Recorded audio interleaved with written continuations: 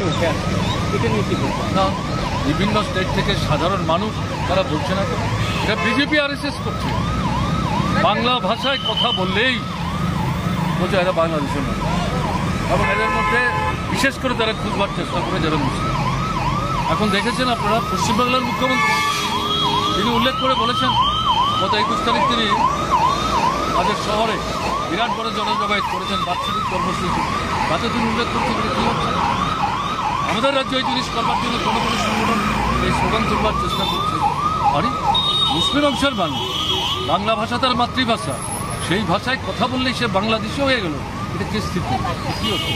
এটা কিছু না। আমি একটু আগে আমার বক্তব্য রাখার সময় যেটা বলছিলাম, মুসলিম বিদ্বেষী এবং দলিত অংশের বিদ্বেষী, মহিলা বিদ্বেষী দৃষ্টিভঙ্গি নিয়ে RSS ভারতবর্ষে নতুন যে ধরনের সংবিধান তৈরি করার চেষ্টা করছে, এই ভাবনা নিয়ে তারা নানা কর্মসূচি হাতে নিচ্ছে, তার মধ্যে এটা একটা অন্যতম, এবং বাংলাদেশের ঘটনার পরিপ্রেক্ষিতে এটাকে তারা ইউটিলাইজ করার চেষ্টা করছে। এটা তো ঠিক না, আমরা এটা সমর্থন করি, আমরা প্রতিবাদ করি।